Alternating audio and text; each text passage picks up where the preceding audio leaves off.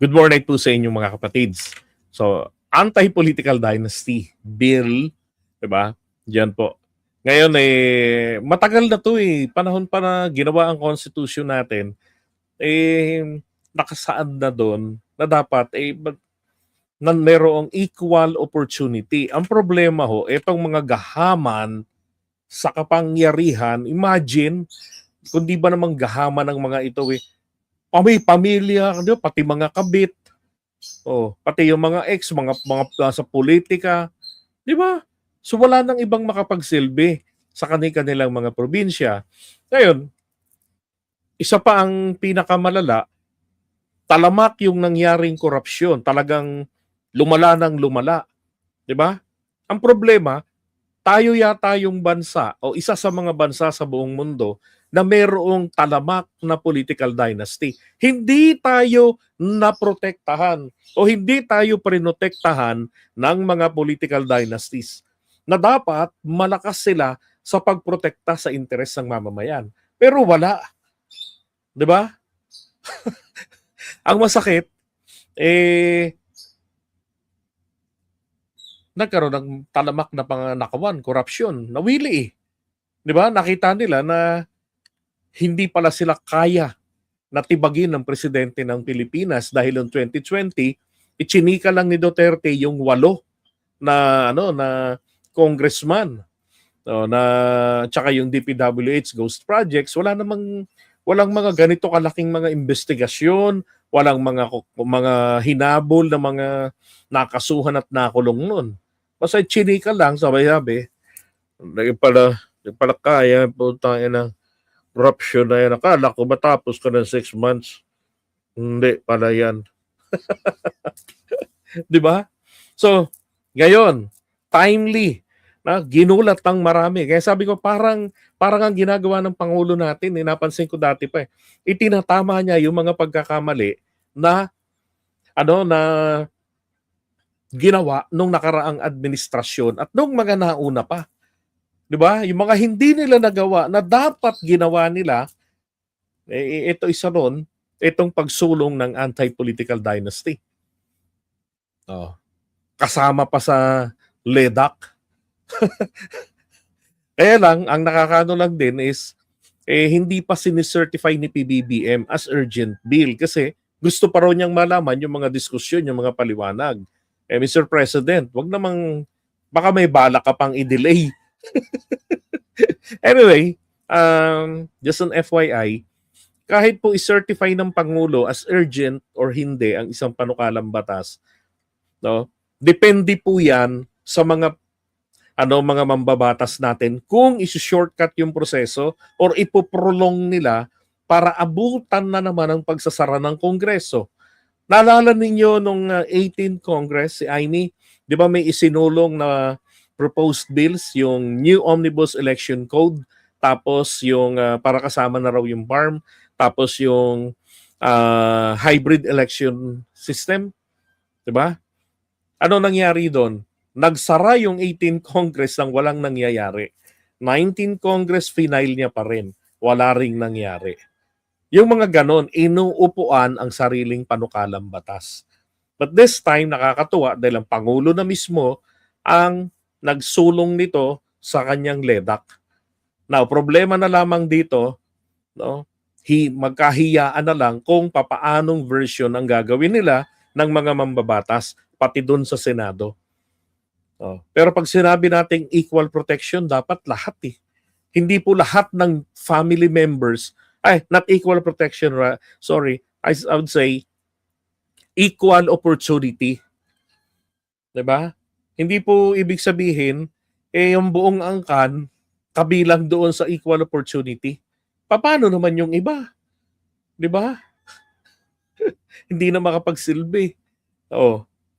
Hindi naman tayo nauubusan ng mga magagaling ng mga pwedeng magsilbi sa atin sa taong bayan mula sa iba't ibang pamilya. Hindi kayo nakailangan monopolize ng isang angkan lamang.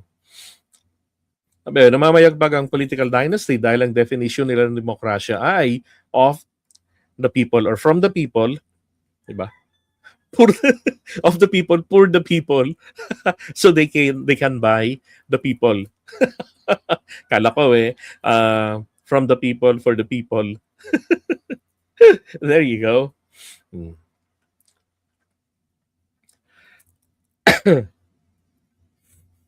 Ngayon, ayan, 'di ba? Sa mga balita. Sana tuloy-tuloy na.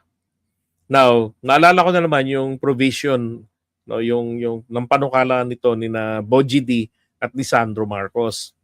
So, ito yung key provisions doon ng kanilang anti-political dynasty bill.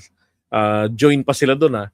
Sabi, the bill would disqualify spouses, yung mga asawa raw, mga kapatid, and other relatives within fourth civil degree, which includes parents, children, grandchildren, aunts, uncles, nephews, and first cousins of an elected official from simultaneously holding elective positions.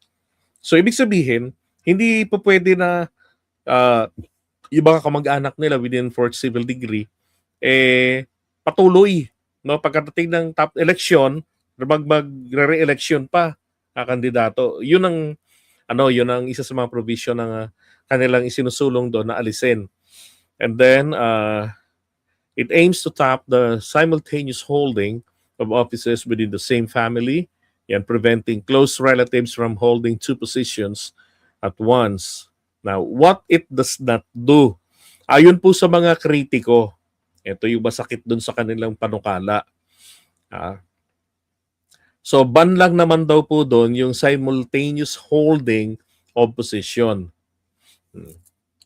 Pero ang problema, ina-allow naman nila yung same, sabi dito, it still allows members of the same family to run and hold different elective positions across levels of government.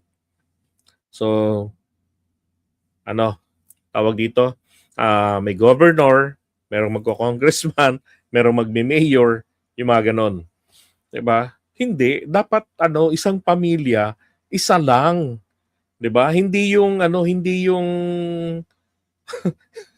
define lang nila. It doesn't cover appointed government posts. So mali rin 'yun. 'Di ba? Kasi nepotism 'yan eh. Pero mo, let's say sabihin natin mga tag-iisang termino lang, tapos ibang member na naman ng ang kanila ang kakandidato. So yung dating incumbent, kapag nanalo yung kanyang kamag-anak, so iha-hire lang siya, i-appoint lang siya. 'Di ba? Sila pa rin ang mga naghari. Dapat kapag ganyan, ipatupad ng maayos yung yung anti-nepotism. Tapos yung political dynasty, dapat talaga isa lang sa isang pamilya. Kung kakandidato sa national, wala na sa local. 'Di ba? Kung kakandidato sa local lang naman sila, isa lang din dapat, hindi yung tawag dito. Yung galing sa ChatGPT. Oo, tapa, doon ko kinuha. Pero meron na ako na content nito dati pa eh. Gusto mo, i-search mo rin. Nandiyan naman yung mga link ko. Kunin mo rin sa ChatGPT, click mo yan, makikita mo yan. Okay? Sabi, paano gusto ng tao, demokrasya ang Pinas? Wala tayong magagawa. Yung kasi yung nasa constitution natin. Pero ang ibig kong sabihin, isaayos natin ang ating yung enjoyment natin sa ating democracy. Hindi yung ganitong nagiging mobocracy. Rule by the mob. Tingnan nyo na lang recently sa Mindanao. 'Di ba? Nag-GTA sila doon, in RPG. Yung sasakyan ng vice mayor, laging gano'n ang kaguluhan nila. Mga ampatuan, ilang taon na, 'di ba, napaunlad na ba nilang Mindanao? Gano'n ang katalamak yung mga political dynasty diyan. 'Di ba? Ang nagsipag-unlad yung mga politiko. Yung mga residente, nagdarahop pa din. 'Di ba? Kaya sabi ko nga, hindi natin kailangan ng political dynasty. Kasi ang nangyayari diyan, kung saan ang merong existence ng political dynasty lalo kung talamak, nako, meron kang meron kang makikitang kahirapan diyan, kakulangan sa yung mga slum areas. Siksikan yung mga tao doon sa isang lugar, yung mga kapos sa sa edukasyon, sa dekalidad na edukasyon, kapos sa oportunidad sa trabaho, 'di ba? Kaya trabaho nila labor. Oh. Eh kung totoong nagmamalasakit yung mga politiko na yan, bakit hindi yung mga tao doon, yung mga anak nun, lahat i-sponsor nila, gawin nilang scholar? 'Di ba? Yung mga mahihina ang ulo, 'di ba, hanapan nila ng tutugma sa kanya na pag-aaralan niya. Sa TESDA, ganyan, kung ano yung bagay sa kanya na kaya niya. 'Di ba? Tapos magbukas ng negosyo yung Davao, yung let's say Davao City o Baguio City o 'di ba kung anong lugar, kung doon sa ibang parte ng bansa natin, may mga tinayong mga negosyo doon, 'di ba? Yung mga residente nila, yun ang i-ano nila na i-hire. 'Di ba dapat gano'n? Eh wala eh. Mini-maintain ng mga political dynasty yung mga mahihirap na lugar. Para nga naman pagdating ng eleksyon, lalo na sa mga probinsya, eh doon ka na lang pumunta, panalo ka na. 'Di ba? Hindi yung iikutin mo isa-isa na eto bundok, kapitbahay mo nandun pa sa kabilang burol. Oh. Eh di yung isang grupo ng mga squatters area, yun na lang ang alagaan mo. Ganun ang ginagawa ng mga taga-political dynasty. Tignan nyo ang San Juan noong araw. 'Di ba? Panahon ng mga Estrada. Oh. Quezon City. Kung hindi lang dito naninirahan ang mga business tycoons, hindi magiging maganda Quezon City. Malaki lang ang pera ng Quezon City kasi buwis ng mga business tycoons. Pero talamak pa rin dito ang mga squatters areas. Kapag ka dinidemolish, politiko humaharang. Ah, 'Di ba? Kaya sana, ito hong anti-political dynasty bill na to, eh maipasa na yan. Wala akong pakialam kung tatamaan ng pamilya Marcos, di ba? Kaya nga sabi ko, it's a supreme sacrifice. Isa pa, ayaw nyo yun. Di ba? Mawawalan na ng pagkakataon si Amy na magpresidente. Oh, di ba? Ay, nako. Di ba, isang buong political dynasty ng mga Marcos. Anong ginawa ni Amy kay PBBM? Meron ba ni isang miyembro ng angkan nila ang nagmalasakit para ipagtanggol ang ating Pangulo, yung kanyang mga anak? Di ba? Wala ni isa. Not even Irene. They don't care. Nalilito yung mga tao sa mga pinagsasabi ni Amy. Di ba? May mga naniniwala na yung sumasamba sa apelido. Oh, nalilito tuloy sila kung maglalakson na lang sila o ano, Marcos pa. 'Di ba? Wala man lamang nag-falsify sa mga pinagsasabi ni Amy. And that is what I'm saying. Yung mga political dynasty, wala silang pakialam sa atin. Ang habol lang nila is political expediency nila. Yung political ano lang nila, future. Yun lang ang habol nila. 'Di ba? Kaya panahon na magkaroon tayo, maghalal tayo na isa lang sa isang pamilya para walang maghahari-harian. Oh, ganoon, 'di ba? Kapatid, may pruweba. Hindi nga nilalabas eh. Gusto ko ngang ilabas eh para magkaalaman na. 'Di ba? Ilabas magkaalaman. Ganoon lang naman 'yun.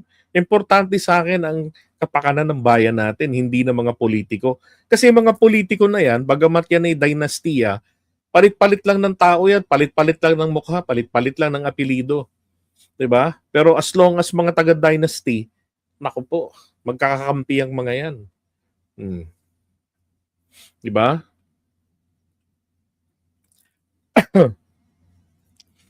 Exactly, ganoon nga. Mawawalan ng boto si congressman, si mayor. Yan ang ano nila, yan ang kaya nga yan lahat eh. Mula pagkapanganak, 'di ba? No, tapos kapag bininyagan, kulang na nga lang pati condom i-provide ng mga yan eh. Pero hindi nila gawing scholar yung mga bata doon. 'di ba? Yung mga walang trabaho, hindi nila i-enroll sa TESDA, hindi nila tulungan maging skilled person. Oh. Pero ang kagandahan nitong kapag ka nawala na yung mga dynasties na yan, ito yung magiging maganda rito. Kung sa isang LGU, meron, for example, itong tatlong ito, ang nakapwesto ay si Boji D sa Isabela. Oh. Gusto nito ngayon ni Adjong na palitan si Boji D. Wala siya sa pwesto. Eto babae, ganun din. Gusto niya rin palitan to. Ang gagawin nila habang wala pang eleksyon, magpapakitang gilas. Magsiservisyo na sa taong bayan para makuha ang pagtitiwala. Isa lang naman sa kanilang tatlo ang pipiliin ng tao. Anong gagawin ni Boji D?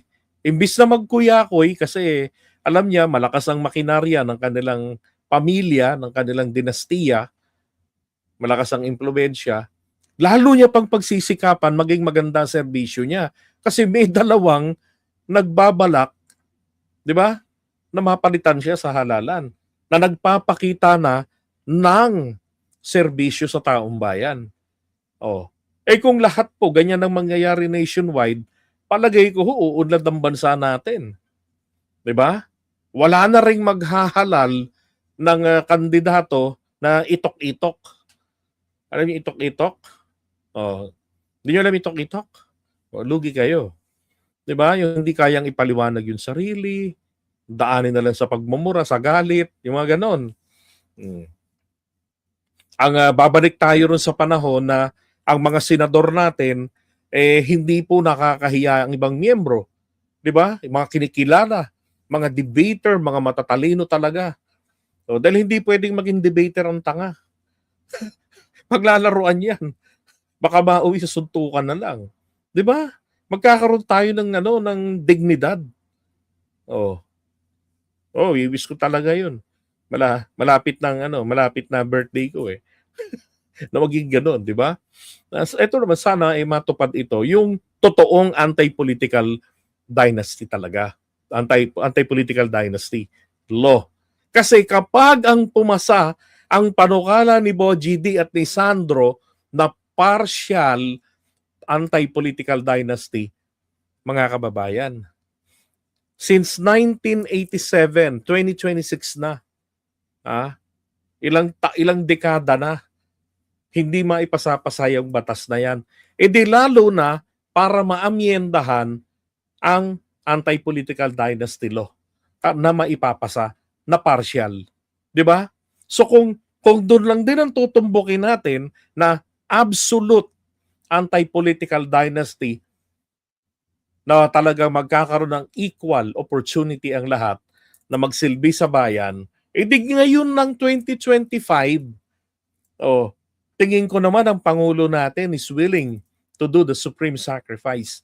Isakripisyo niya na yung political ambition pati ng kanyang mga kamag-anak. And after all, di ba? He is the president. Na dapat ang gawin na lang dyan na mekanismo, let's say, tatlo ang tatakbo sa kanila. Ang mangingibabaw na kikilalanin ng COMELEC ay kung sino ang tumakbo na mas mataas ang posisyon. Kung may tumakbong congressman, di ba? Dalawa. Kung sino yung unang nag-file, yun ang tanggapin. Imposible namang sabayan makapag-file na pati seconds pareho. Di ba? May nagtakbong mayor, may nagtakbo ng naunang mag-file yung mayor, may tumakbong pagka-senador. Di disqualified na yung mayor. Yung pagka-senador naman ang tanggapin. Dapat ganon. Di ba? Okay?